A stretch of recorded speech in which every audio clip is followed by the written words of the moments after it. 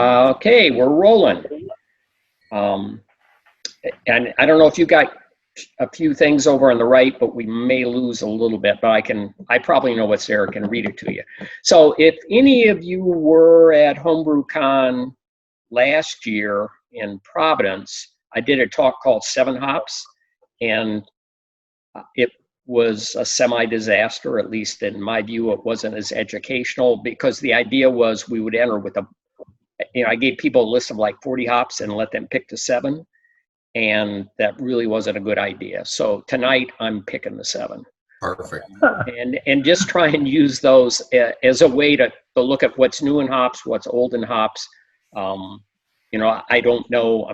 This is the first time I've done this one, but I got like 2 other things coming up, and how much people know kind of varies. So it allows me to talk a little bit about some fill-in stuff and also some advanced things.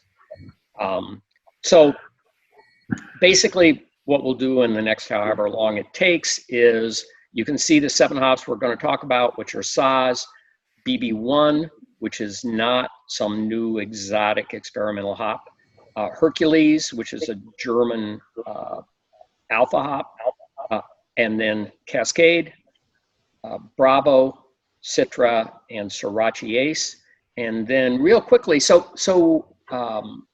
and talk about the idea of what a perfect hop is. This may not be your idea of a perfect hop. It's actually Tom Nielsen at Sierra Nevada talking about what they're looking for in new hop varieties. In this case, it's pretty specific to exotic new aromas.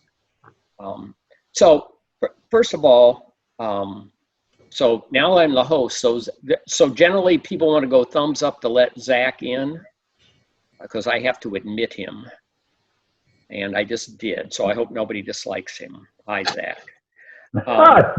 So important background is, and I bring this up, for the most part, people are now interested, of course, how to make a juicy IPA. But hops bring a lot more to your brewing kettle and your beer than that. They add bitterness, they add aroma, they add flavor, which importantly enough is the combination of aroma and taste. There's mouthfeel, there's foam and lacing. So if you've seen me talk sometime, a lot of times I like to show the Polish homebrew score sheet, which is based upon BJCP, but it's a little bit different. They don't have that 10 points at the bottom where you get to just put in however you feel about the beer. They assign all the points, and so there is 3 points for color rather than appearance, and then 6 points for foam. The hops are antimicrobial. They keep your beer from getting sour, and as your beer ages, they add flavor stability. So let's see, what do I got to do to advance this? For some reason, I quit advance. Oh, there we go. That way. So the first hop up is Saaz. So a quick bit of history. Hops have been around for 6.5 million years. They were born in what is now Mongolia. About 1 million to 1.5 million years ago, you had the first hops matriculate into what is now Europe, and they hopscotched along rather quickly and went through Caucasia and then down into all of what we consider Western Europe. So they landed in France, they're in Portugal, they're in Bohemia, but obviously nobody's using them in beer at that point. Then about 500,000 years later, another group diverged, and they headed they came into North America, they went into Japan as well. And they turned out to be genetically different, which is an important difference, which we'll get to later. There are some notes that brewers began using hops perhaps 2,000 years ago as a flavoring. But the first records of cultivation only began in the 8th century. And at that point, there's no record that people are boiling with hops. Not until between 1150 and 1160 do we have a description boiling with hops, which brewers immediately understand provides bitterness. It also helps preserve their hops longer. And probably about that period, maybe even a little bit earlier, it appears that hops were being grown in Bohemia. But the oldest document confirming a hop yard, which is in Žatec. Žatec is that's basically what the Germans call Saz. So it's in the heart of Bohemia, which is now the Czech Republic.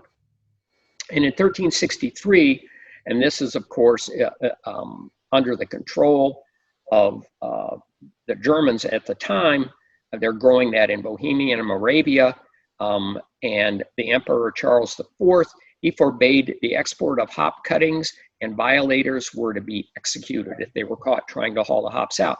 At that point, they understood that to propagate hops, you were going to take them out of the rhizomes in order to have your plant be the same. Hops do not grow true to type. If you get a hop seed, it's going to give you a different plant than the seed from another seed from the same plant, from the same meeting of a male, which is going to seed the females, and that's going to give you different. They're just like humans, and they are not true to type, and they will change all the time unless you duplicate them, which you can do by cutting up the rhizome. You can also do it from the leaves. So over time, what you had was the brewers would say, we like the hop that grows on this side of the road. We're not so happy with the hop that grows on the other side of the road.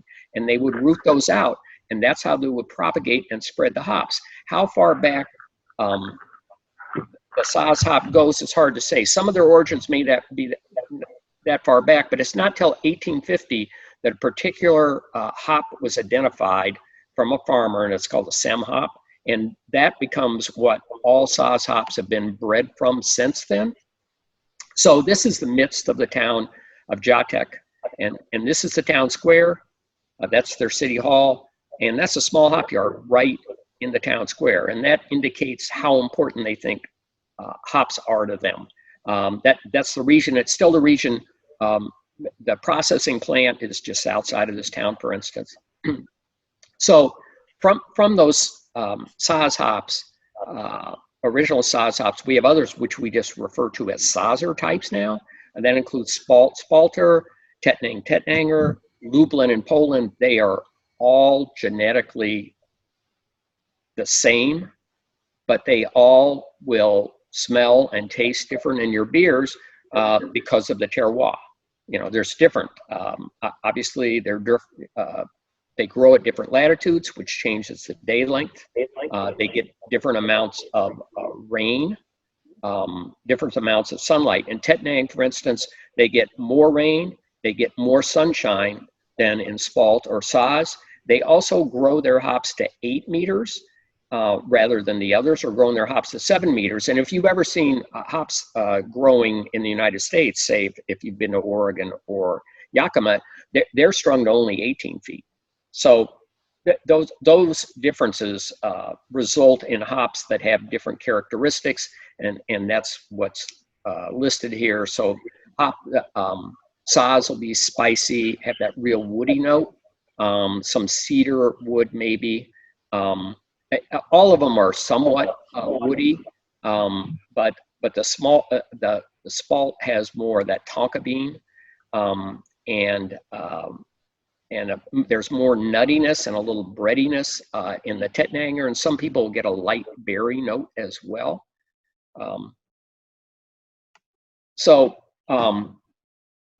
Then back to thinking about those hops that came into North America. The selection was constant. We like the hops on this side of the road, not that side of the road. But over time, those hops could get diseased, and diseases came along. They didn't do as well in droughts.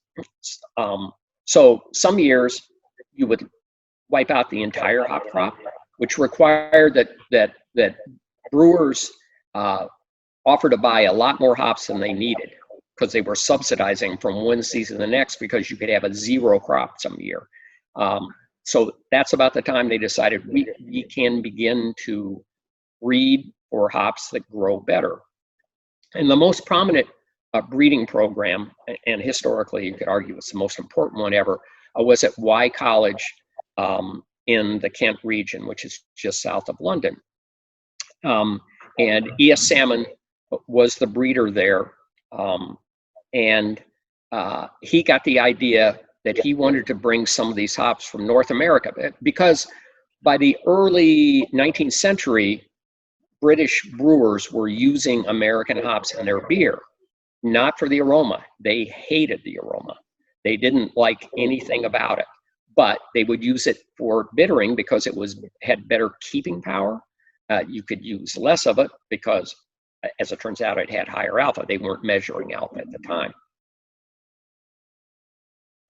So he felt that he could breed, take the aroma that they liked, which was at the time the British hops Golding and Fuggle, breed it with these American hops and get a better growing quality hop that they had the same aroma characteristics as the English hops that they preferred.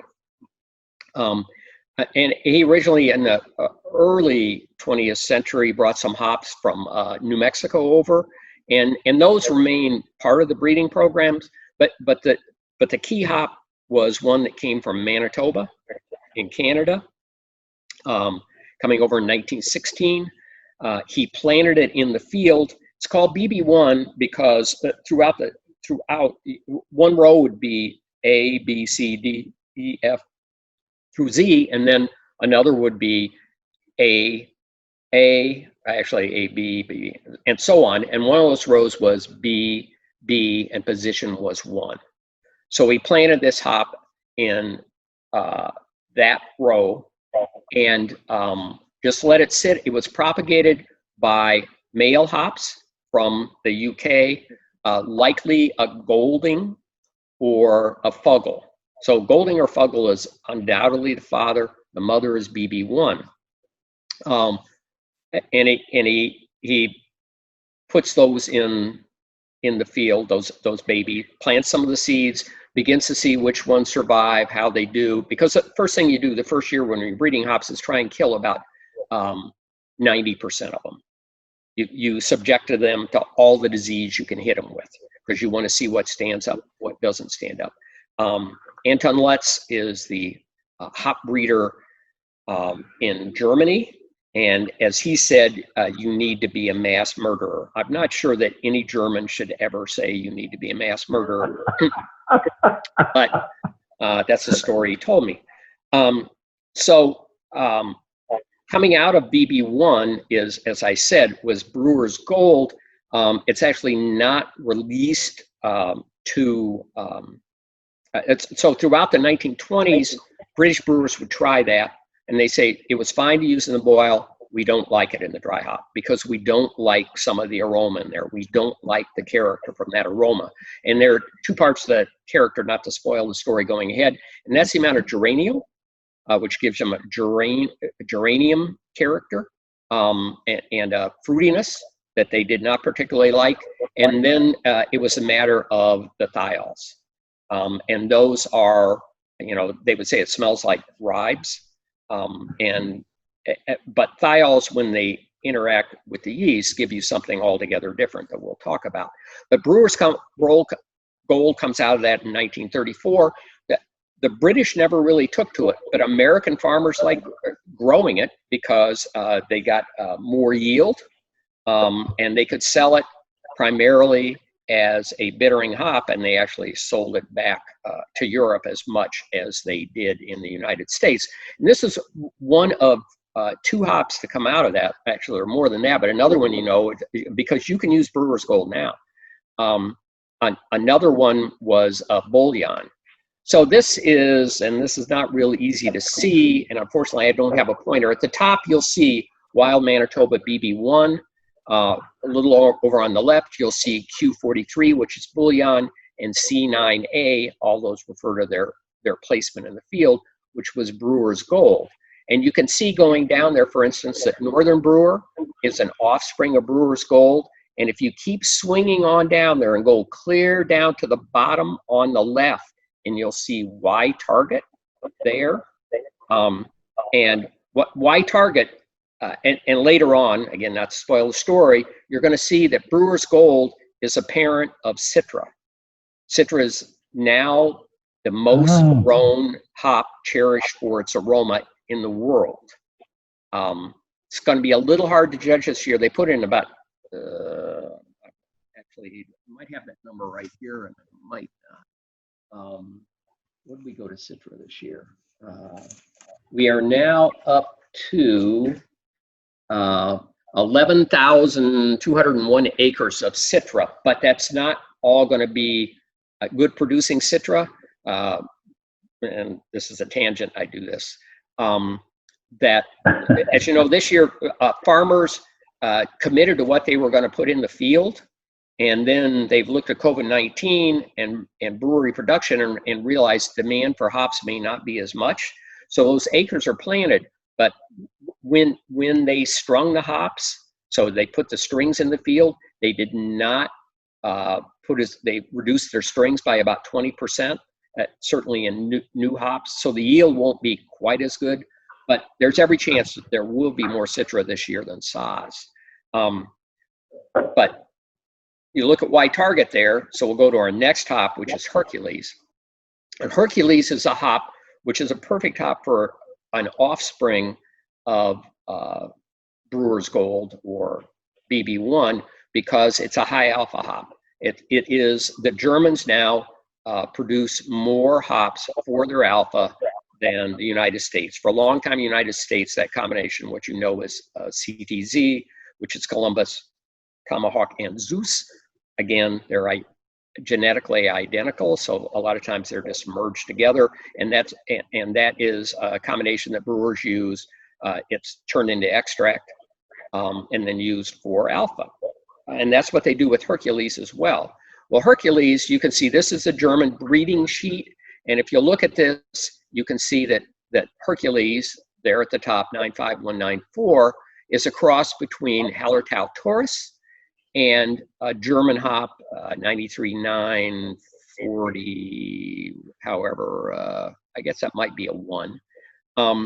And first of all, Taurus is an offspring of Target, which we, to go back, you can see Target on the left there. And also, Target is in the other side. So again, the #1 alpha hop in the world is an offspring of BB1. The #1 aroma hop in the world is an offspring of BB1. So you go back to this cross was made 103 years ago. So this is what Hercules looks like in the field, and it's basically a hop tree. It's got cones clear to the ground. It angles up just the tiniest amount, and you get lots of hops out of every plant. And then those hops will be above 20 alpha, and it's generally turned into CO2 extract. And most of it ends up in beers that do not have 10 IBU. So next hop will be Cascade. You all know Cascade. So the American breeding program started in the 1930s, right after Prohibition, but did not yield a new hop variety until 1972. It was, they tried to, basically there was in Oregon a fair amount of Fuggle. They would grow Fuggle to be sent back to UK. And so it was always an effort to come back with Fuggle that would grow more easily in the field. A little bit of an effort to make cluster, at least make sure you had better cluster, because oh, now we got Chris. Let's see if we see. Yep. Hi, Chris. So Cascade was actually comes from a cross in 1955, put in the field in 1956, but it's well into the 60s before a few growers start to test using it. And they begin a push to say, we'd really like to make this a public hop, but there was not much demand for it. But in In the early 70s, you had a fair amount of disease in both Germany and in the Czech Republic. So these hops like Hallertau Mittelfrüh and Saaz that American brewers were using as a finishing hop for aroma in their beer became very expensive or impossible to get. And then meanwhile, Al Heinhold, who had taken over the breeding program in Oregon, really wanted to get this hop public, and he's promoting the idea it's an excellent hop. They looked at it and they said, well, you know, the alpha and the beta are just about the same, which is much like the European hops. And at the time, Coors committed to buy X thousand pounds of this hop and pay $1 a pound, which was an exorbitant price at the time. So growers rushed and put this into the ground. They committed to this hop, and it rolled out in 1972. By 1976, it was about 12% of the hops in the Northwest. It's still only 1976, so you've only got one brewer making ales, interesting beers, and that's Anchor. So Anchor used this hop in Liberty Ale. Meanwhile, Jack McAuliffe used the hop, and then come 1980, at Sierra Nevada, Ken Grossman was looking, and he had a homebrew store, so he would go up to Yakima and get hops, and he was very familiar with Cluster. And Cluster's an easier hop to deal with than Cascade because it stores much better. Cascade has a very notoriously bad store. You can see in hops, there's hop storage index, and it degrades rather quickly. But you know, they at Sierra Nevada, they wanted to have something that was distinctly American, that was different and grown. You know, they realized that was important, so they also committed to Cascade. But by then, Cascade had begun to fall out of flavor. So this was, you know, here they're showing. Notice it's advertised as a new continental type hop variety for the U.S. People were not interested in the character that made it different. And in fact, then the large brewers, be it Miller or AB or Coors, said, hey, we don't particularly like this hop. Al Heinhold took a look, and his thought was it was because of the geraniol. Now that we know more about thiols, the thiols were obviously part of it as well. But the hop moved over to being that at the time what were referred to as microbreweries, like this hop. Microbreweries didn't use a hell of a lot of hops in the 1980s. There just weren't that many of them. They didn't hop at the rates they are now. So by the late 1980s, growers were ready to start taking Cascade out of the ground. That's when Sierra Nevada contracted for them the first time. But if you look bumping along, Cascade, there would only be 800 to 1,000 acres of Cascade in any given year. It would go up and down depending upon demand. And it really didn't spike up until the 19-teens. Oops. Can I go backwards? Let's see if I can go backwards. Yeah. So Bravo's a hop. I don't know, but there's only like a few hundred acres of Bravo out there now. Bravo comes from the Hopsteiner breeding program. And Hopsteiner is emphasized more. They're the only one looking at molecular markers. So they are finding the markers that will give you, everybody knows the markers that are good against disease and things like that. But they're working hard to find the markers that will give you better yield, that you can have hops that are going to be more likely to be drought resistant, that are easier for, it'd be nice if I could see your hands. I don't know how many of you have used Comet, for instance. Comet in the last couple of years, people got excited about Comet. It gives you some new exciting aromas. It's actually from 40 years ago. And again, it was bred for its alpha. And it's really hard to grow. It shatters when they go to pick it, and it basically disappeared. But a few brewers, including Vinny Ceruso, at Russian River decided they like it, so now there are a few hundred acres of it around. Bravo, people think of it as a bittering hop because it's high alpha. And that's what it's used for the most part, and put into extract. But it turns out that it has some compounds that it's not that expensive to get, and you use it in a combination with other hops, you can get a lot of nice fruity character in a beer. And that's because of the biotransformations. So basically, these are things that take place in the presence of yeast. So you could think of it as fermentation for hops if you want. And they come in basically four, they happen in four different ways. One is the chemical modification of terpenes. One is the conversion of organic acids into esters. One is the cleavage of glycosides. And one is the release of diols. Diols can exist in the hops in a free form, but there are a lot more diols there that we're still figuring out how to get them into the beer. So basically, if you take the BJCP test, you know this is what hop oil looks like. Hop oil makes up between 1 to 4% of the hop, and about 60 to 80% of that is going to be the hydrocarbons.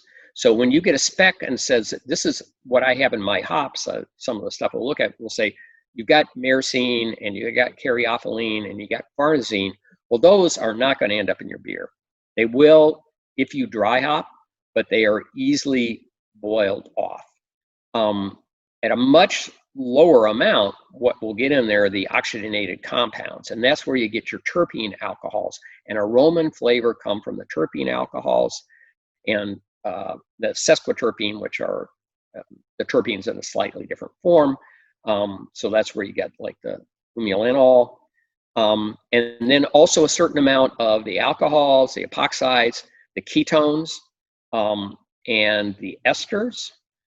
Then a very small amount, less than 1%, are the sulfur-containing compounds, which we otherwise refer to as thiols. And those include a variety of sulfur compounds, which turn out to be very positive if you're making juicy IPAs. For the rest of the time, they were considered bad. So beers were seldom dry hopped. And if they were dry hopped, it was at the end of fermentation and there was no yeast present. When the brewers did that, that's when they got the aromas that they did not like. With it would turn out varieties like Cascade and then newer varieties, which we'll talk about coming up. So there are actually between 500 and 1,000 compounds in hops. So you can see we got hydrocarbons at the top, you got sulfur over at the top, and then all these oxygenated compounds. This is not all 500 to 1,000. These are only the ones that'll be on the test. A shorter list, what you think of are myrcene, and you'll hear people talk about myrcene a lot of the time. If you went back 20 years ago, the advice that brewers were given was, if you were going to dry hop, open your bag up the day before so you can blow the myrcene off, because again, that was considered bad. Caryophyllene, it's generally not going to make its way in your beer, but it will in the oxygenated form, and that gives you that nice little woodiness that you get in, say, a hop like Saaz at the end. But the key ones here are linalool and geraniol. Citronellal, which barely exists in the hop, but will be created during the fermentation process. If you're leaving linalool and geraniol in there, and whether you're dry hopping, you could do it at the end of fermentation. Generally, you're going to have yeast present, or you could do it actually during active fermentation. That's when you're going to get your citronellal. We'll look at that in a moment. At the bottom, you've got 2 thiols. Looks like 4, but that's because 3MH and 3SH are the same thing. They're just referred to differently depending upon whether you're including them or captose or not. And then 4MMP and 4MSP are the same things. So 3MH can give you grapefruit and passion fruit. You get that black currant. You can get the ribes or chives. 3MH is going to give you more muscat. 4MMP, better chance that's going to give you tropical. 4MMP in the raw form smells like a tomato plant, not a tomato, like a tomato plant. So when Citra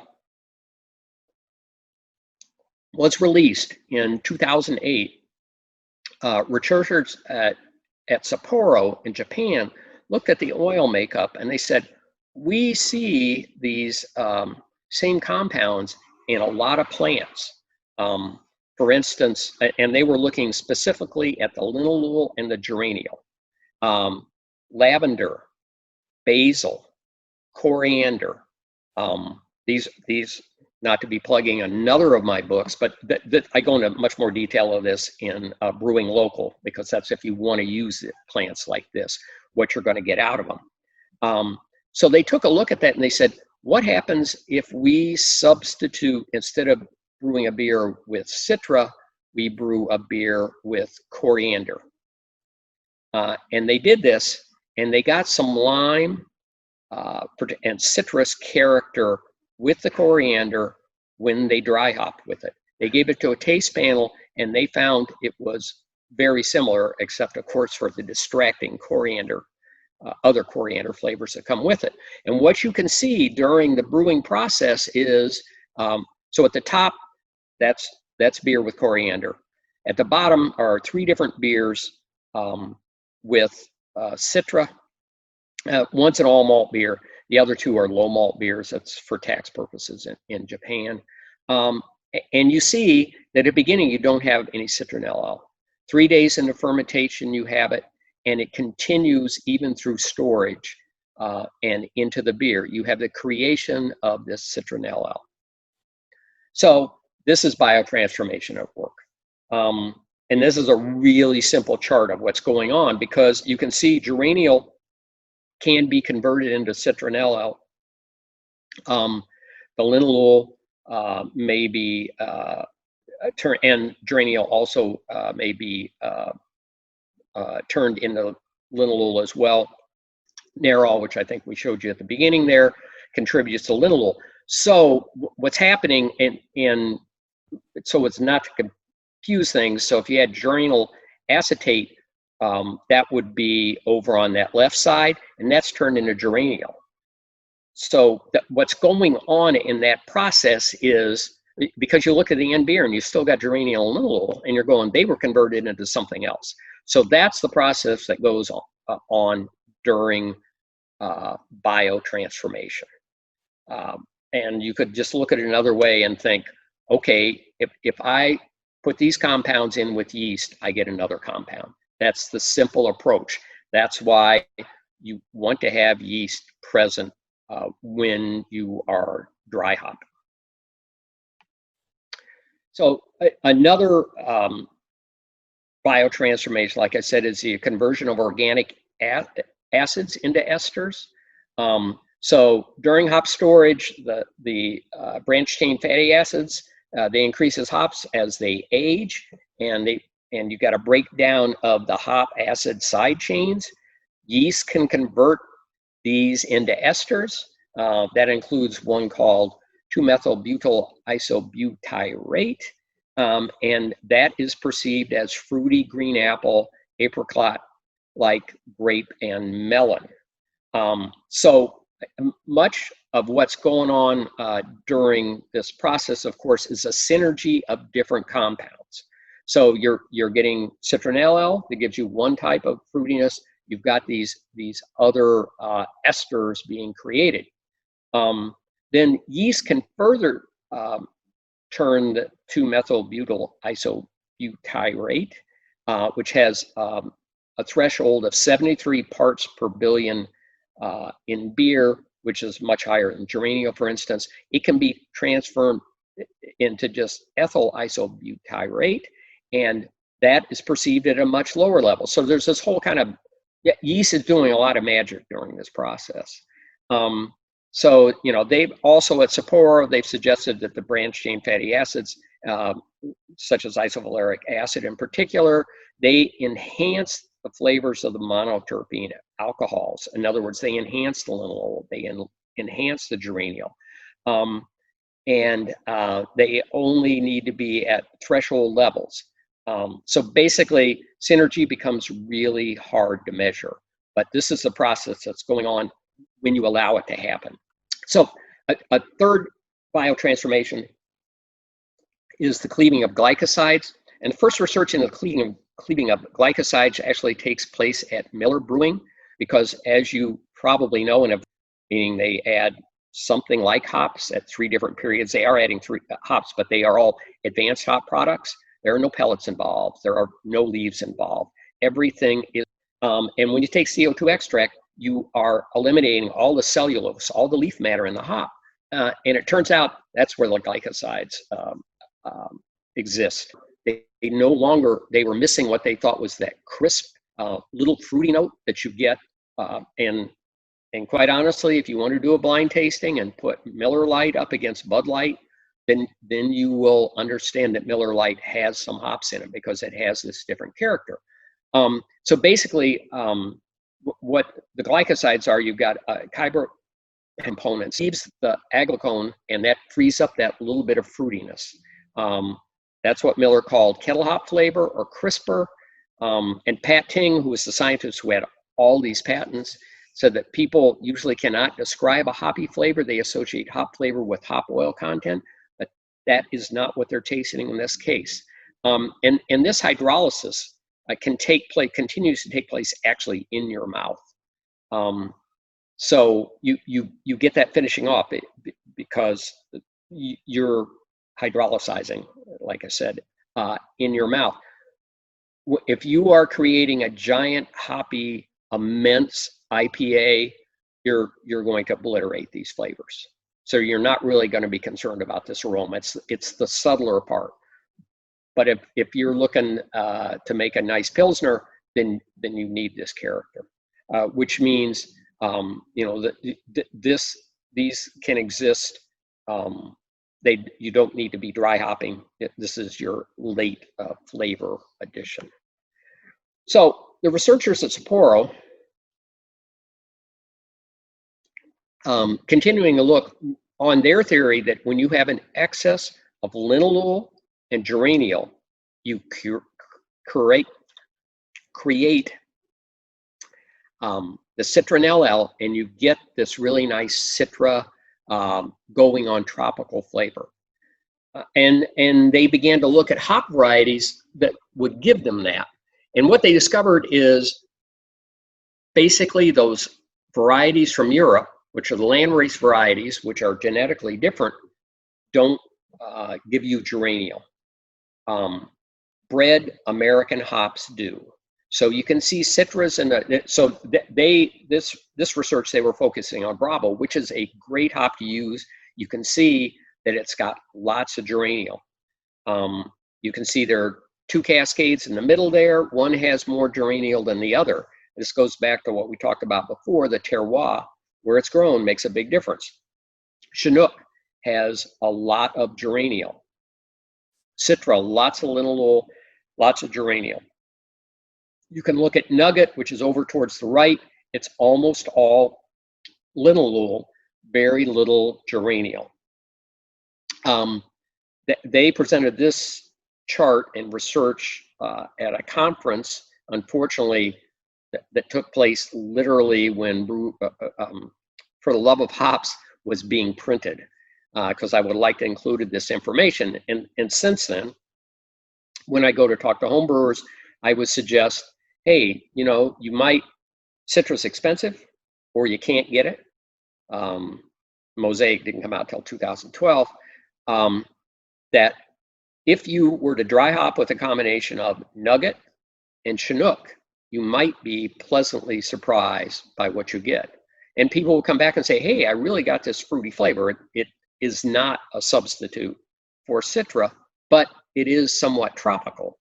But it turns out there's another factor which further research at Sapporo showed us.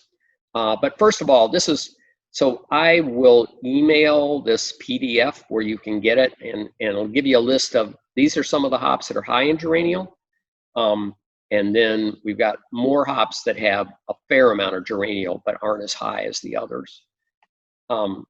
So what the researchers at Sapporo did is they can look and they see, so you've got Bravo over there, which is high in linalool and high in geraniol, and in beer gives you a fair amount of citronellal, and Cascade, much the same. So you compare the geraniol in Bravo to the geraniol in Citra or Mosaic, the citronellal that is created during that process, again, to Citra and Mosaic, and it's got more. But you can look at the way they are perceiving these beer with these hops in them. It's not tropical. They're really nice and fruity, some citrus, but it isn't like Citra and Mosaic. So they began to ask themselves, what's going on here? So we'll talk about Citra now. Citra's sort of become the poster child for that. So this is a breeding of Citra, just to give you an idea.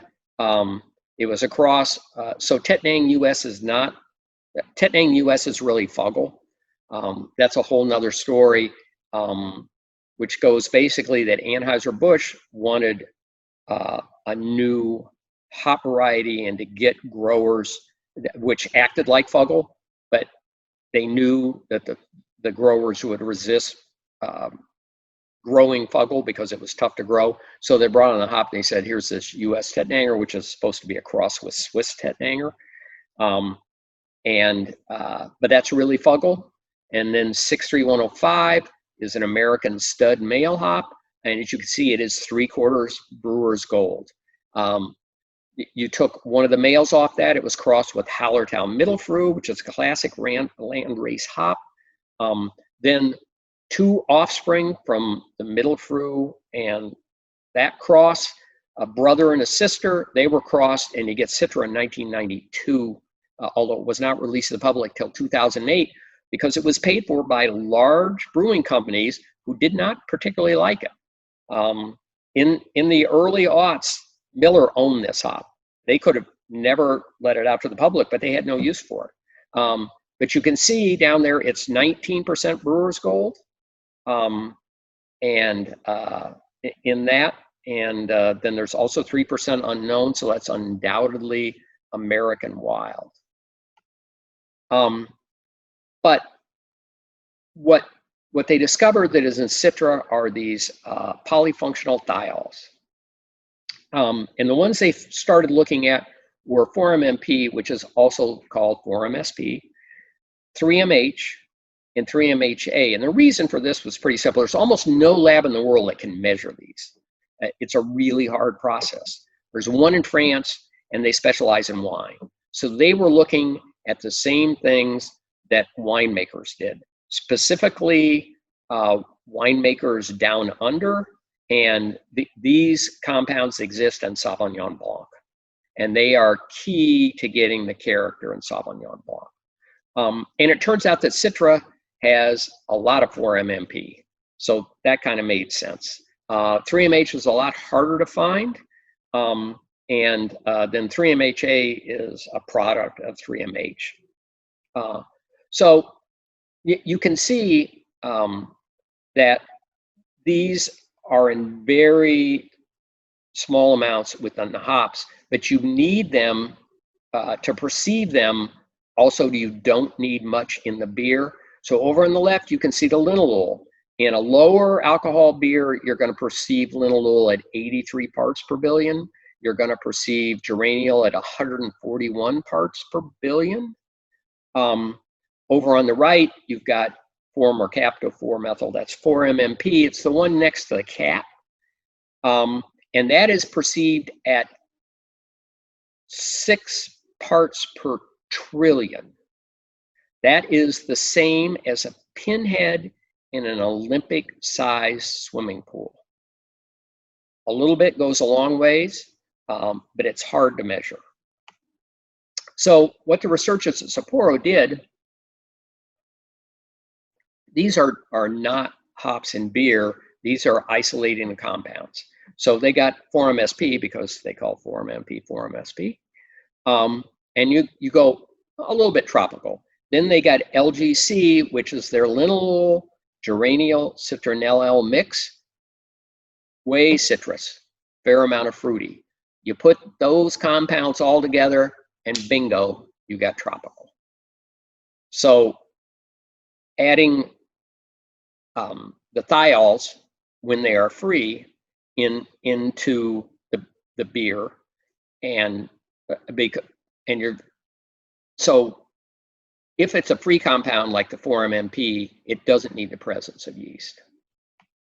So this is a takeaway. We don't need to go through all of this, but you can see the hops that are high in 4-MMP. And this is the most complete list because 3 years ago, there was a conference in Corvallis, Oregon, and researchers in Germany measured a whole bunch of hops to do a study for 4-MMP. Generally, we have a list. So if a hop isn't on here, you don't know for sure where it stands. A perfect example of that would be Idaho 7. Idaho 7, just because of the way the hop acts, must have at least a significant level of 4-MMP. Good chance it has a high level of 4-MMP. But that hasn't really been measured. And then you can see the ones at the bottom that basically have none. And then a few hops that have the 3-MH that we talked about, and a really prominent one, a lot of research has been done on, is Nelson Sauvin, which of course gives you that Sauvignon Blanc character. And a key thing about 3-MH exists in the hops, actually in barley as well, in a bound form. And so the next setup, and I didn't want to do that quite yet. Right now, the Brewers Association is paying for research, which is Barthas in Germany, the German hop broker, and that lab in France that I told you about. And they're beginning to try and determine the enzymatic activity that will free these compounds so that they actually end up in your beer where you get more 3-MH. And again, they are, actually I'll do that to talk about it. So Sriracha Ace will be our 7th hop, and there's not a lot of that out there. This was bred in Japan originally, so it comes with slightly different offspring than the European varieties. It ended up in Corvallis in the hop bank there. Darren Gamache, who also owns Amarillo, was in their hop farm is in Washington. He went in and he was just looking for plants to be interesting to see. Let's grow some of these hops and see what people think about them, rather than to try breeding himself. And a few people are interested in Sriracha Ace. That included Brooklyn Brewery, which used it in a beer they called Sriracha Ace, which was a saison. Some people got excited about it. It's a really interesting hop to look at because there are at least 41 of these polyfunctional thiols. So it goes beyond a lot more than those first 3 we looked at. But in Sriracha Ace is high in 3-S-HOL, and that can give you the grapefruit or rhubarb, passion fruit, and but it's bound. So you've got to figure out a way to use it with yeast and what yeast work. So what those researchers are looking for is they're looking for ways to release the thiols from the precursor structures during the brewing in a practical, efficient way, and then the conditions that the enzymes will work under, and what impact this is going to have on the overall hop aroma intensity. There are brewers that are using wine yeast now because of research in wine. They know some of the enzymes that will release, because the grapes, everything in the grapes are bound thiols, so they don't have any free 4-MMP at all. A quick aside, thinking about Sauvignon Blanc, so all this research in Sauvignon Blanc, and people are trying to maximize the thiols in there. They discovered they were missing something during that process, and what they were missing, it turned out, so brewers knew they needed geraniol and linalool, and then went looking, figuring out what this other thing is, which is 4-MMP. The wine people say, we want to get to 4-MP, and we're missing this other fruity character. It turns out they're getting that fruity character from geraniol and linalool. So real quickly, from my viewpoint, at least, something that's come out of everybody being not able to visit where they would go. Usually, Hopsteiner did a whole series on hops. Hopsteiner is another German hop broker, and then of course they got SS Steiner in the Northwest, and Barth Haas did a Hop Academy. So they've been showing off some of their new research. So in the final two classes in the Hopsteiner one were actually about hop breeding, and for the last one they had Tom Nielsen come in from Sierra Nevada, and at the end he talked about what he thought would make a perfect hop during the breeding process, which they're working with people all the time. There was a time that Mosaic was going to be called Pinto, and Pinto was his middle name. And he actually agreed to allow his middle name to be trademarked in a hop, and then they decided to go with Mosaic instead. So the first thing, when talking what you out of a breeding program of hops, is you want something that's high yielding, 2,400 to 28 pounds. And generally growers will just talk about it because they're 200 pounds in a bale. So they'll talk about this is a 12 bale hop, or this is a 7 bale hop. And so Bravo, for instance, is about a 16 bale hop. Eureka, and you would have seen Eureka on that list of free 4-MMP. Again, that is a 16 bale hop. Citra will check almost all these other boxes, but Citra is last year in 2019, it was a 7 bale hop. And at its best, it's been about a 9 bale hop. So you have to plant a lot more in order you're going to use more water, you're going to use more field, you're going to use more resources. So agronomically does not do real well. You're looking for good agronomics, which include resistance to mildew and spider mites in particular. Easy to pick. Consistent maturity means you don't. 2 years ago, when they had a late frost in the Northwest, a lot of hops, they got what's known as double bloom. You get double bloom, you don't get a mature field. Then if it is a hybrid hop, and almost all hops are hybrid hops, Citra has a relatively high alpha, means that if you get into a year and you say, hey, we've got enough aroma, if you want it for aroma, you pick it early, let it sit there, and you get alpha if it turns out that you needed alpha. And then, of course, that it has these compounds that we've been talking about, that it's rich in thiols, that it has plenty of linalool, that it's biotransformation positive, which means geraniol, also the esters that can be converted into geraniol, and it doesn't have the dominating negative compounds. We've been talking about the positives of thiols. Obviously, onion garlic, not a good thing. And as home brewers, sometimes you could get Mosaic, and it turns out it was picked late. That is a good chance that's going to be onion garlic. You want them quick to dry, because kilning hops is expensive. You want them to storage easily, be easy to process, which means lots of alpha is not necessarily good. It reaches a high point that you cannot make pellets if that's too high. And even if you're turning into CO2 extract, CO2 extract is actually made from pellets. So you have to pelletize these things first. They want them seedless, obviously. You don't want them to have much in the way of glucose, because hops do contain a little bit of sugar, and that helps you avoid hop creep. Maybe over time you can figure out the enzymes that are causing hop creep. That's a whole nother hour discussion. You would like to not be increasing the pH during dry hopping, which generally means at least you haven't added a lot of nitrogen during the process in order to keep the plant healthy. You want good bitterness, strong antioxidants. And of course, the last two we hit there actually have to do with private hops and public hops, to where you can keep them being affordable.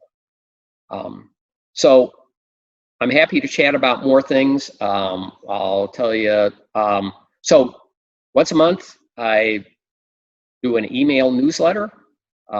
If you go to AppalachianBeer.com, you'll see on the right side or on the top, you can say sign up for hop queries, and you can sign up there and get the newsletter if you want.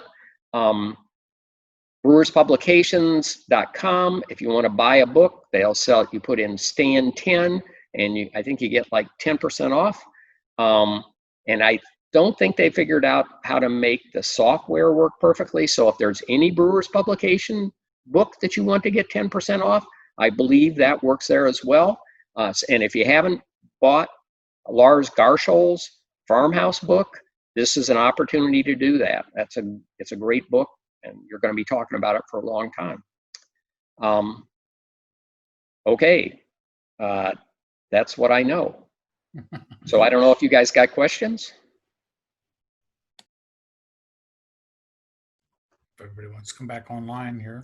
Okay, yes, you unmute I yourself. do have a question. Dan, you mentioned the Nelson Sauvin. Yes. I'm actually planning to do a cider, a pear with lemon zest cider. Do you think that Nelson Sauvin would be good with that? I use a light hand though. So I would not use too much and use it as a dry hop, because it can overwhelm everything else. But otherwise, yeah, it can give you that nice sort of blanc character, which would be really interesting in a cider. Okay, so yeah, I had planned on dry hopping it, so. Yeah, so whatever amount of dry hops you were thinking about before, use half. Use half, okay. All right, thank you so much. Sure.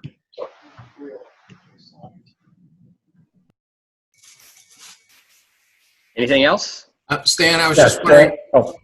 Go ahead, Eric. Oh, I'm sorry. Yes, Stan, I read your book, Brew Like a Monk, and actually took a tour of Belgium last fall. I've got a question though, and by the way, I loved your book. It's helped me greatly in brewing. I was listening to Zamil Zainasheff, and he had Aaron Justice on from Ballast Point. And Aaron had tracked IBUs throughout the brewing process. So there were a couple things that he found that I thought were pretty interesting. One was the more vegetal material you had, the more polymerized alpha acid stuck to it. And so you ended up losing IBUs. And also in dry hopping, he felt that beta acid was more important in dry hopping to get that hop flavor and taste. Any thoughts on that? Well, a couple of things I'd point out. First of all, some of the research they've done is looking at utilization.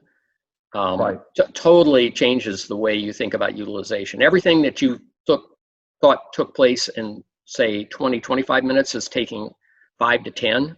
So your utilization is a lot faster earlier, which it's not, mainly if you're making a 10-minute addition. I'm not a fan of a 10-minute addition. You're going to get a lot of BUs out of that. Well, it's a combination. Other research in dry hopping is, yes, the beta acids are a factor. So not so much IPAs, but if you start saying, I'm going to dry hop things like a Pilsner, That's why you want to stick with an alpha to beta that is closer to 1-to-1. You're getting a much better quality of bitterness. You're getting a clean bitterness.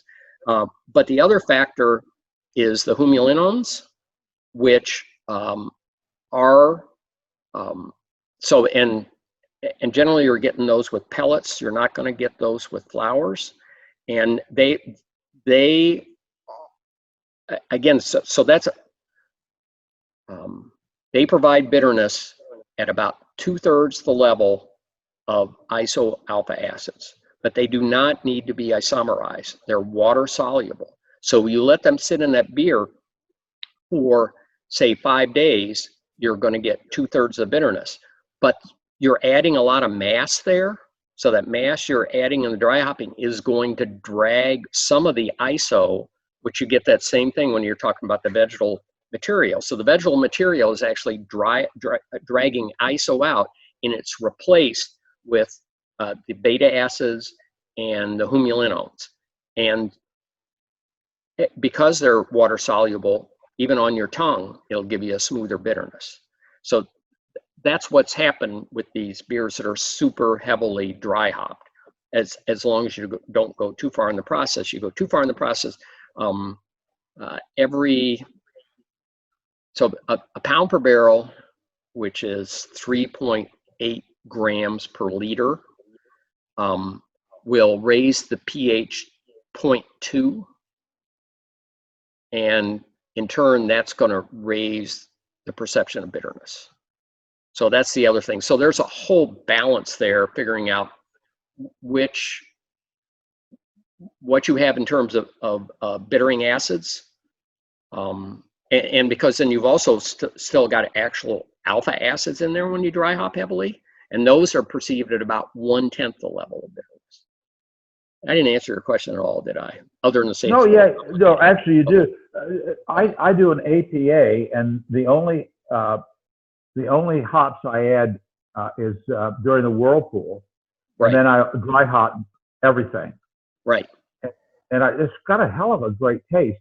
My question, though, is also, is there any way to increase beta acid? I use mostly Cascade and Amarillo. Is there any way to increase beta acid in those? Does it increase from oxidation at all? No.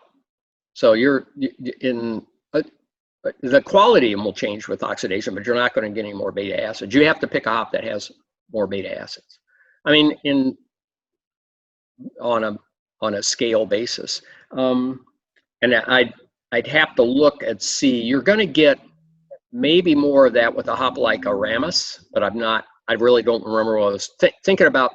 Some of those hops are created to give you the quality of the European landrace hops, but they're bred with also the American side to give them a higher alpha. But Hieronymus is an offspring of Strisselpalt, which is alpha beta below 1. You could think of something like using a Fuggle. You could look at Fuggle just to have a little different perception, and swap some Fuggle for Cascade, which Cascade's an offspring of Fuggle anyway. Okay. Well, thank you so much. Sure. I appreciate it. Stan, I just have, maybe this is too basic a question, but most of the recipes that you see, they have like a charge of bitter hops, and then they put in the middle there, they put it a second hops about 20 minutes, and then they have minor aroma hop.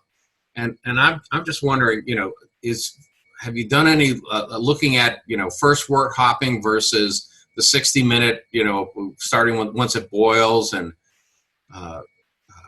should we throw out the book on the original bitterness and then the middle, and then the 5-minute aroma? Well, so 10 minutes of boiling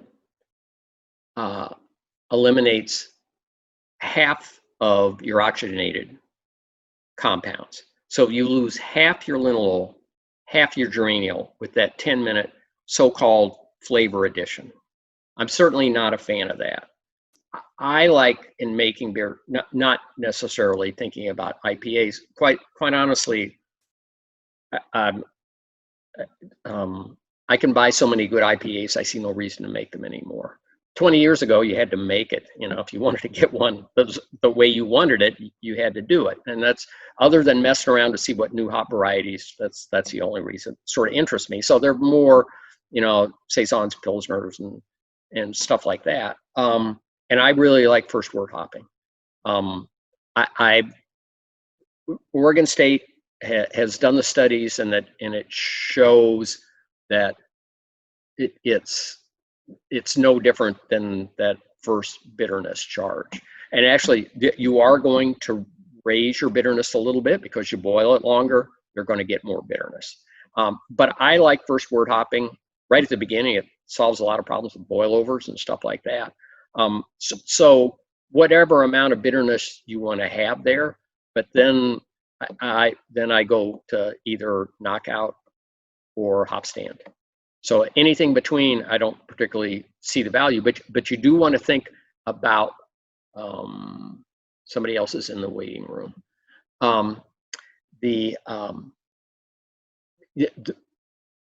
Your overall bitterness, and then things like the amount of polyphenols, which depending upon what you're going for, because they're going to add mouthfeel. You know, there are a lot of positives. There are negatives of heavily dry hop beers. Again, you're going to end up with a lot of polyphenols in there, which if you're looking for hazy beer, that really helps that. But they can mess with perception of bitterness and flavor. But you want to have enough polyphenols in there.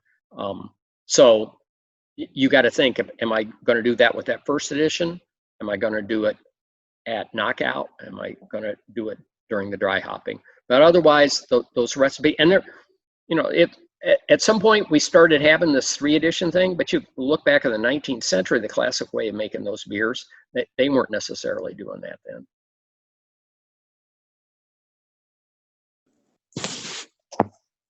Thank you.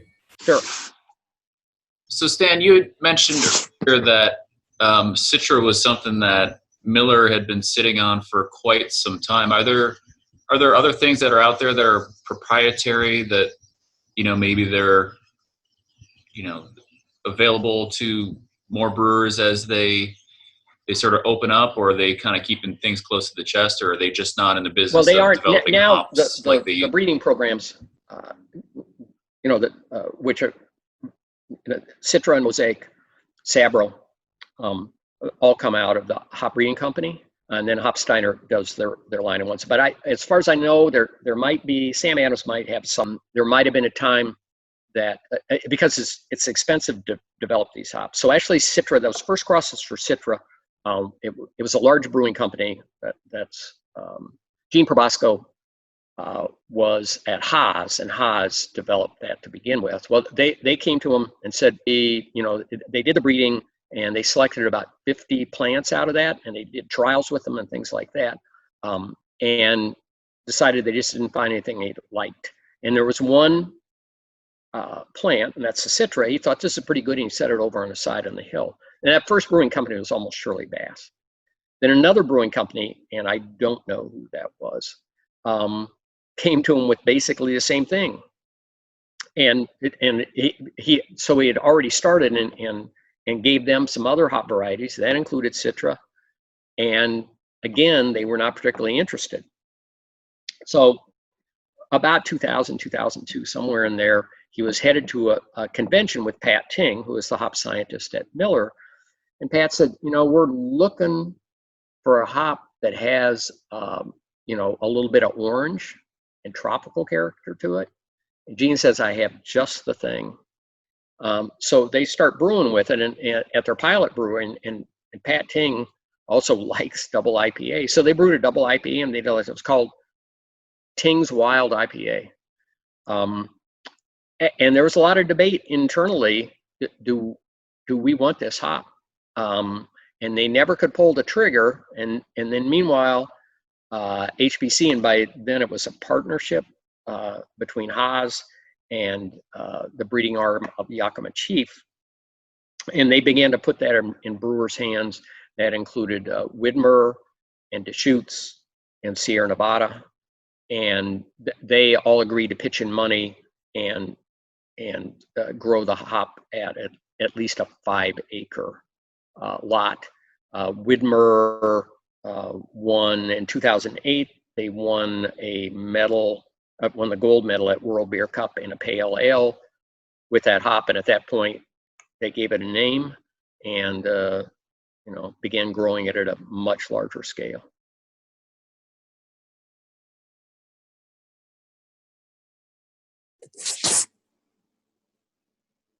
Are there any new hops on the horizon that you're particularly excited about?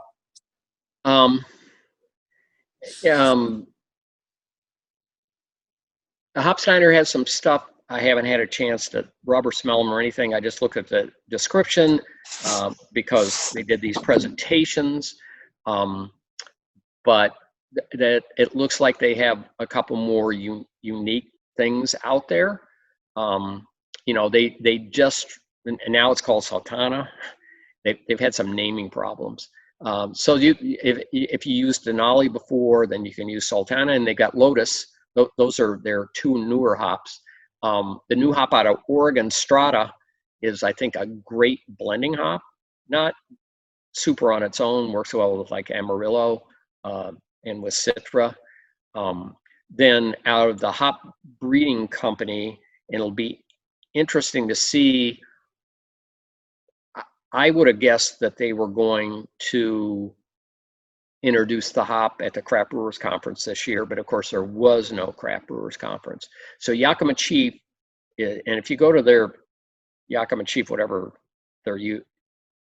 maybe just Yakima Chief or YCH Hops, they're going to do a virtual harvest because most brewers who would usually go to Yakima to select their hops aren't going to be able to. Some larger ones or people who are devoted to it will still go up there, but they aren't going to be able to do it at Yakima Chief. They say it's too small, so they'll have to do it off the premise. But anyway, they're going to be posting all of this like on YouTube, so you'll be able to go see hop harvest exactly how it happens. I'm sure that they will go in and you'll see what's referred to as a picking machine, which is just this, you don't think of it as big. The hops are, the bines are cut off in the field. They bring the bines in, and the process is picking doesn't look like they're picking. But anyway, you can see that process. You can see the kilning, and they're going to talk about hop breeding. And I would not be surprised if they named the hop, which right now is HBC 692. And it's got, when you smell it, it's got this real cherry character. And it is, as I recall, it's a daughter of Sabro. And Sabro is the hop that was 438 before, and for 2-3 years it was sold only to homebrewers. So then it got a name 2 years ago, and that's a hop that everybody's excited about. Boy, I was down in Brazil last year, and everybody's, because it's got that real coconut character. So all these people are making pina colada beers. It's a nice hop, but I'm not really into the pina colada beers. And I was just talking to somebody in Poland, and he's going, man, people are so excited about Sabro. So it's sort of back and forth. Some people think it's going to be bigger than Citra. I don't think it's going to be bigger than Citra. 692 is surely going to be released at some point. Then another hop, I think it's 472, and that's the one that has that has some coconut in it as well, but it can give you a real wood barrel character. So that's an interesting one as well, and that's from the hop breeding company too. Thank you. Stan, this is kind of a little bit less off or less hops, but more of the. I got your book, Brew Like a Monk, in April, and read it for the first time before I made my triple. Do you think that there's some things that all of them are? Any advice for brewing Belgian beers, just in general? I know you can't condense an entire book to a few things, but anything just in general for me. I love to brew Belgian beers, number one, and number two. Have you learned anything new since that book? I was shocked. I mean, it felt like it was written only a couple years ago, and then I all of a sudden looked and it was written way longer than that. I was just shocked how still applicable it is. But have you learned anything new also since you you've written the book? Well, in terms of making those, we'll call them classic styles, like the double, the triple, the strong dark. Yeah, other than the accessibility of the syrup, which happened right after the book came out. One of the reasons it came out, I mean, it happened is because of, the person that began importing all those things, I put them in contact with the confectionery people. Basically, no. Those particular styles. I understand a lot more about Saison than I did before, a lot more about mixed fermentation than I did before, but those don't cross over into the Trappist Abbey beers. And in terms, one thing which I think that might be more, I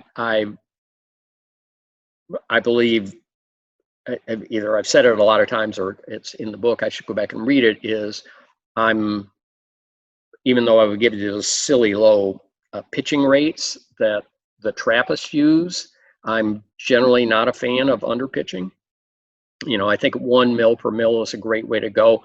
You don't get off flavors, but stressing your yeast a little bit is what, for instance, when we talked before about the cleaving of glycosides, that's more likely to happen at the end of fermentation when the yeast are a little bit worn out. So if you're trying to get a little bit more out of a Saison yeast, I can see in that case under pitching it a little bit. So that's one thing I've sort of understood better, and I understand the 4BG in the Belgians better because I did the brewing with wheat after that. So I learned a lot from the Germans, about how to coax those flavors out. If you look at Westmalle yeast, that it on its own in a straight up beer where you're not doing rest at 115 degrees, it will produce more 4BG than Feinstefan's wheat yeast, for instance. So you really see the importance of the rest along the way.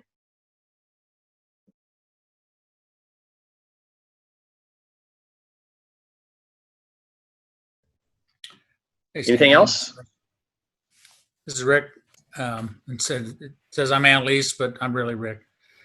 Okay. So if I don't know how to ask this question. So if I take a hop pellet, I put it on my tongue, 98.6 in my mouth, there's no isomerization going on. What is that bitterness coming from? That I'm getting extreme bitterness. So where does that come from? From the alpha acids. You're getting some bitterness from them, but not like as much as you get from the iso.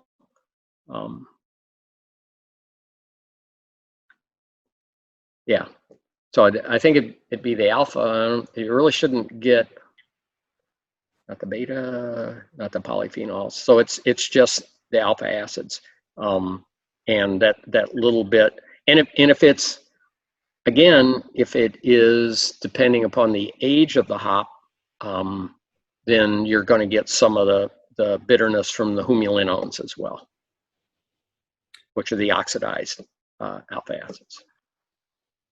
So on the humulinones, is there a way of like predicting what that's, or do you know how to sort of know how much bitterness that's going to provide? Is there a way of calculating that? Not yet. It can be measured, but it requires an HPLC. So right now, this is something that that these two things we haven't talked about hop creep. That's everybody's focused on hop creep right now. But research is ongoing related to hop creep, figuring out thiols, and in these heavily dry hop beers, when you are adding the other compounds, which includes the beta acids and the humulinones, to do that math. So Hopsteiner, they've got a new equation for calculating that, but they're using HBLC. So what they're doing is they're measuring the amount of ISO in there and the amount of humulinones, which they can do, and the amount of alpha acids. And then they're taking 2/3 of the humulinones, 1/10 of the alpha acids, and coming up with this new number. What I suggest is subscribe to the newsletter, and there's going to be a presentation at the Master Brewers Association of the Americas annual conference. Actually, it's a combination with American Society of Brewing Chemists. This is being an even numbered year. It's called World Brewing Congress, which is happening virtually in September. And I saw, I'm not sure whether it's a poster or a presentation, somebody in Brazil or Argentina has come up with a new way of calculating. I have no idea if it's any good, whatever, but I will see that, and that's something, if it is worthwhile, I'll put it in my hops newsletter. That's about all I can offer right now. Yeah, Stan, one question I just thought of when you mentioned something about the age of yeast or age of hops. I've got a pretty good collection of hops that were left over from different brews in a freezer. I keep them frozen. Can you talk a little bit about the aging of hops, either freezing or at normal refrigeration temperatures of 35 degrees, or how that affects the hops? Well, the colder the better. I mean, I go into breweries, they keep them in the 30s. I go into breweries and they're sitting out, it drives me crazy. Yeah. Because you lose aroma rather quickly. But if they're nitrogen flushed and kept at 26, then the alpha has several years on it, and you're going to keep most of the aroma. Then as soon as you start to move away from that, then you begin to get that drop off. A little bit of aging though, you know, you get different things when you age, because then you get different creations of those fatty acid chains. So you think about when people are aging hops for spontaneous beers. Mm-hmm. And at one point they smell really cheesy, but then that turns into a fruitiness again. So there's like, you just got so many compounds there that you've got different things going on.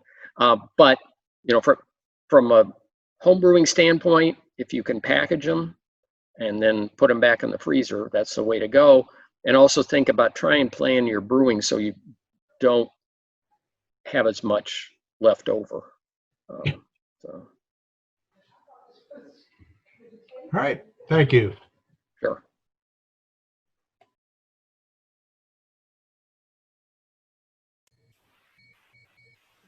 Stan, this has been wonderfully informative. And if anybody else has any questions, jump in now. But we really appreciate you taking us through this. Sure. Because there's things that I had never thought about, and I think that this is really helpful for our club and for just the understanding of how hops play an important part of our beer. So, cool. Any other questions here for the good of the order? Not a question, but I do have a comment that a lot of this seemed to be over my head, at least at this point. And yeah. I think it's going to, I'm going to have to get your book and take a closer look at it. So I really do appreciate you coming on and helping out here. But again, a lot of it went right over my head, and I'll have to get into it a little bit deeper. Andrew threatened to do a quiz when we're done. Yeah. Mike said that, actually. I do. Anything else for the good of the order? Yeah, I've got another question. Have you? I've been hearing a lot about dry hopping at cold temperatures. Have you got any information about that, or? It depends what you mean by cold temperature. So I think this indication that I always feel old when I talk about these things. So when you go back less than 20 years ago, people were dry hopping basically in like in the 30s or 40, and when you just like an IPA, and when you did that, you had to dry hop longer, and you tended to get these real grassy beers when you did that.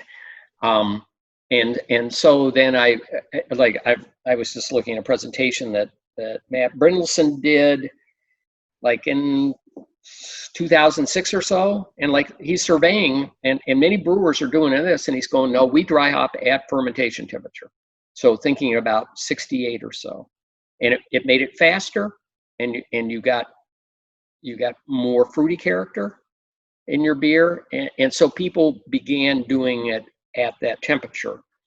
When you dry hop that warm, you are going to get more hop creep, which is a real problem for the commercial breweries. So they got this trade-off saying, I dry hop warmer, I can dry hop faster, but now I got the hop creep, so now I got to do another diacetyl rest.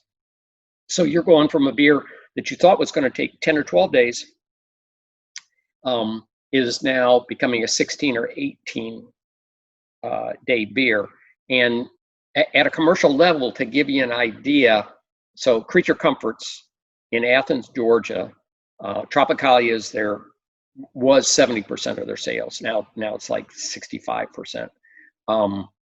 And at the beginning of 2019, they looked, and this hop creep was becoming a problem, and they realized what it was effectively reducing what they thought was a capacity of over 70,000 barrels in a year down to less than 50,000 barrels. So that's a serious problem at that brewery. But New Belgium dry hops at 52, I think, 10C, maybe it's lower, 12C, and rather quickly, and obviously they get lots of character to their beer. So you can dry hop a little bit cooler. It sort of becomes, from my standpoint, it was always easier to dry hop at fermentation temperature. You finish that, then you do your diacetyl rest, and then you dry hop. So I've been hearing people talking about dropping the fermentation temperature down like into the 30s and then just dry hopping for 3 days, and supposedly it's increasing the hop aroma, which seems sort of counterintuitive to me, but I don't know. It does. I mean, when you do that, then you're also, are they also dry hopping during fermentation? Yeah, I don't know. Because you need to have that interaction of the yeast, so that's going to take place at your ale yeast are not going to be real peppy in the 30s. Do all brewers' yeast strains do biotransformation, or are there only specific strains? The parts of that are, first, much of the early research was done with lager yeast. And I just saw something from Barth Haas where they used a lager yeast at a warmer temperature. I don't know what other flavors from it, but they got a ton of biotransformation that way. But we're looking at, like I said, which, as we begin to understand, different yeast strains are going to be more likely to convert or to free these thiols, where you'll get something different from the thiols. And another key, like is some brewers have gone to using wine yeast that they know will free thiols that the winemakers are using. Important to think, and then when I ask them if they know if they're GMO, because there are a lot of winemakers willing to use GMO yeast, and no brewers are using GMO yeast.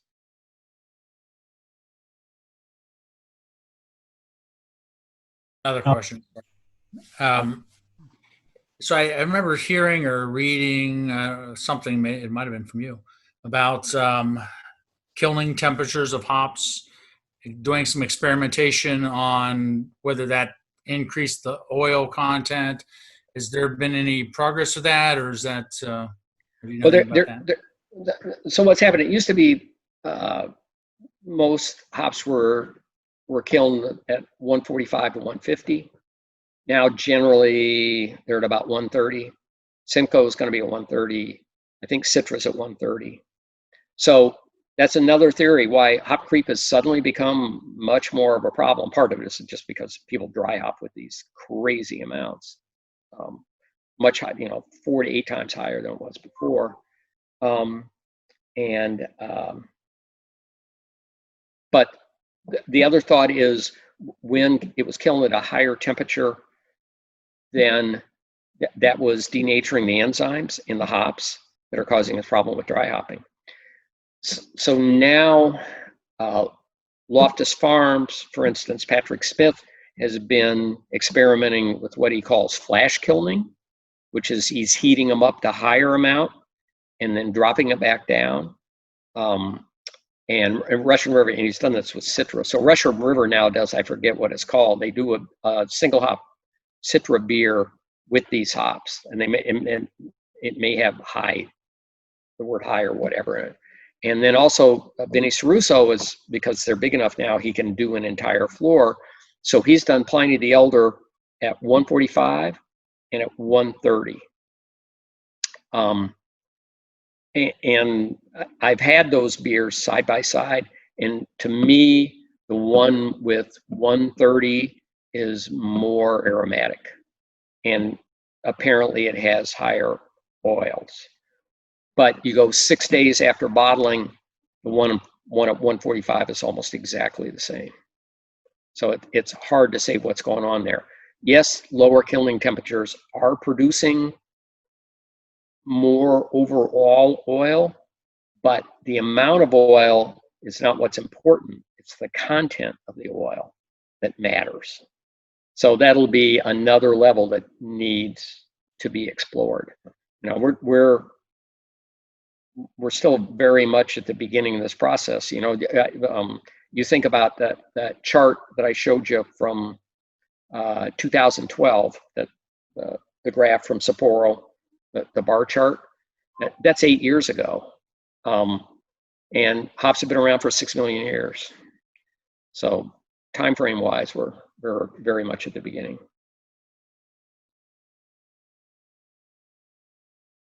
Now that all the serious questions are out of the way, I noticed a few slides back you had a cat on your diagram. Like, how many parts per million cat should we be dry hopping our beer? So a quick story about that. So when Sierra Nevada was testing these, like in 2007, they were doing single hop beers with Citra, and their tasting panels, half men, half women. And the women would consistently say those beers were catty, and men would say, "Ooh, tropical, I really like this." So there's a definite perception level. So say in 2000, and actually Tom Nielsen gave this presentation in 2008 at the Craft Brewers Conference, and I walked out of this and I run into Vinny and Natalie immediately, and we're going, wow, that was some presentation. And Natalie, the first thing she says, "And what'd you think about?" And I said, "Sauvignon Blanc." And she said, "That's exactly what I was thinking about." So if you drink enough Sauvignon Blanc, you get that cattiness as well. And the curse of this is 12 years into having hops with Citra, I'm pick up catty a lot more easily than I used to. And that does not increase my pleasure at all. Never would have thought that was a description. It is. Litterbox, our daughter's 23 now. So, when actually, so we were talking about, caddy a good 12 years ago. And this would be like a Friday night in a brewery. And I'm getting an IPA from the brewer, and he says, "Whatever you," so he hands it to me and I smell it and stuff like that. And he's going, "You get caddy, don't you?" And then my wife explained to my daughter, and she thought it was funny as hell. But I have a new goal to make a dank caddy beer now. Mosaic and Citra, you're set. And back to your original book, Brew Like a Monk. Right. It's been, what, 15 years since you wrote that? Right. I love my Belgian beers. I've read your book. I've got notes all through it. Do you still love your Belgian beers? And do you have any plans for an update of that book? Brew Like a Monk, we talked about, there's really no reason to update that for those particular beers, for the Abbey and Trappist beers. On the other hand, the hop book could have been updated in 2014, 2 years after it came out.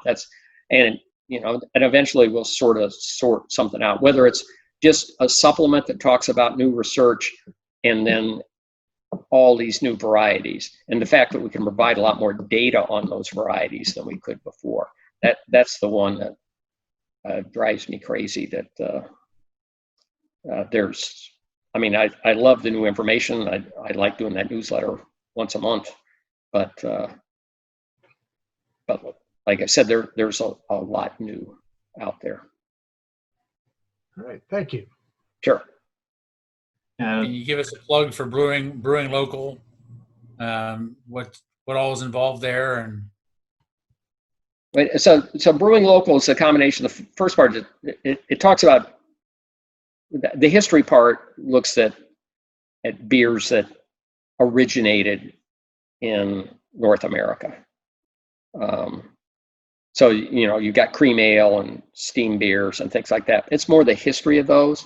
It's much more about brewing with what you can grow and what you find in your yard and what you can forage with.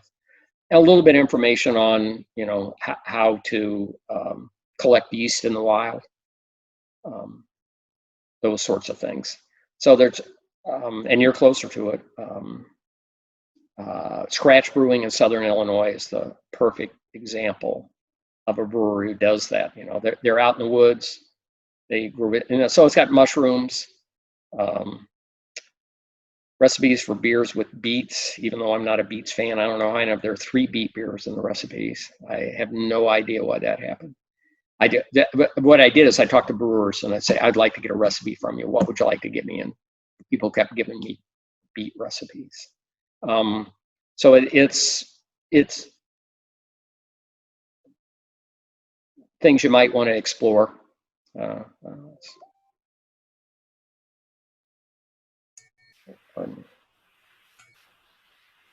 Anything else for the good of the order? I would just ask, do you have any other books that you're working on right now? Well, once we figure out the supplement to the hops book, and the other book is, although it will talk about quality of beer and have some different things in it, or is much a look at breweries and their relationship to communities. So it's a little more cultural and stuff like that. I hope I want to have some stuff about African beers, but we'll see it. So that's like making beer with sorghum that tastes good. That's a real challenge. So sour, that's the way to go. So it not as brewing related. Before I did brewing local, we talked a lot, and I would talk every year at HomebrewCon with brewers about the idea of doing a pale lager book. But I'm just not prepared to try and learn Czech. So that pretty well lets that out. I think that's a book I would like to see somebody do, but not me.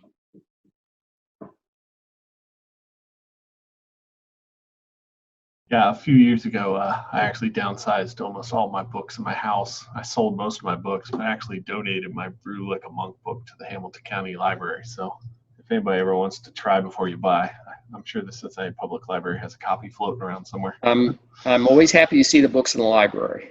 The spine was cracked because I read it so hard. Yeah. There were several people that mentioned on Facebook and everything that they read that book and enjoyed it.